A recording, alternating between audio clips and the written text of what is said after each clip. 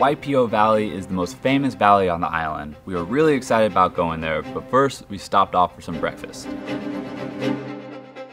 We stopped at a place called Kohala. It was actually a very quaint town, it was nice, and we went to Kohala Coffee Mill. This was our first experience having Kohala Coffee. Very underwhelming. I'm sorry guys, I know everyone raves about Kohala Coffee, but this is what I'm gonna say about coffee. It's a lot like those guys who drink whiskey. They're all in there, oh, you know, like they taste it. You have the cinnamon and the nutmeg and the hints of vanilla and the bourbon and da-da-da-da, and then you drink and you're like, oh, you know what I mean? I can see like the big differences, but they all kind of taste the same to me. That's how I feel about Kohala Coffee. I mean, it might be marginally better, but for how much they're charging, it definitely is not that much better. Like $60 at least. For a small little bag. Maybe if you're really into coffee and you have sensitive taste buds, it's worth the price for you, but for average Joes, maybe a little bit less bitter. I mean, I watched a vlog where a very regular looking dude tasted and was like, tastes just like honey. And so I went in like expecting this to be way different from any coffee I'd ever experienced. And that's part of the reason why I got so tired of these vloggers that just say what they're supposed to say instead of how they actually feel. You know, it was good. It was good coffee, but it tastes like coffee.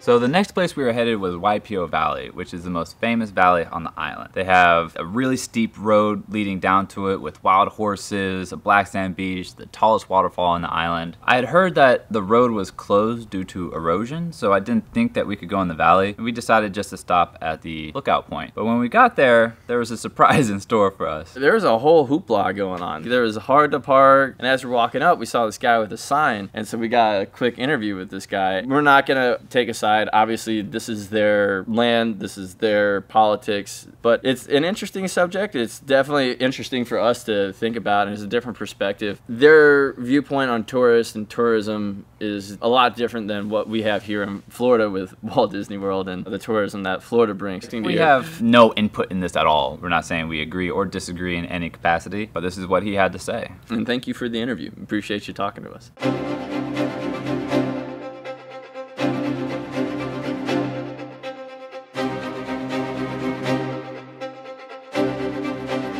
My name's Dave Anderson. I'm a 40-year resident of the Big Island. I sailed here from Mexico in 1980 and have been coming to Waipio Valley in particular as a surfer. It's a place of tremendous mana, spiritual integrity. It's a place that has a long, long history in Hawaii as a community center, cultural center. Liloa was here, Umi was here, Kamehameha was here.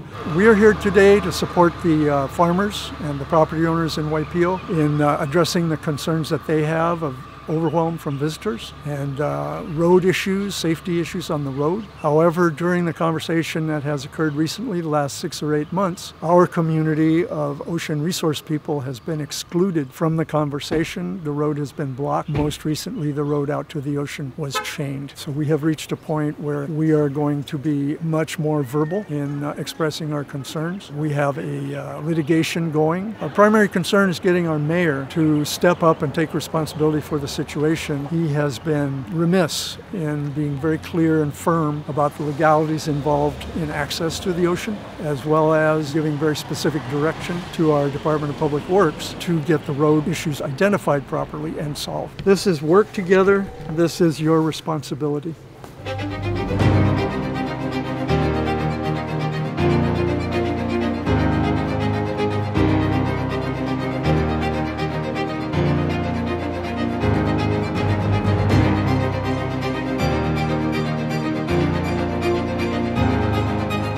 Didn't really get to see much of Waipio Valley. There was a huge demonstration going on, and that Hawaiian tension that we keep talking about was definitely at a full force. Yeah, it was in full force. There was police there. There was definitely some... They weren't happy with each other. No, they were not. And so we kind of got in, got out real quick, but we got some shots. We hope you guys enjoy the vlog. We were headed to the most famous waterfall on the island next, but on our way there, we ran into a hidden gem that was one of the highlights of our trip. If you like the vlog, please consider liking and subscribing, and stay tuned for what we find next.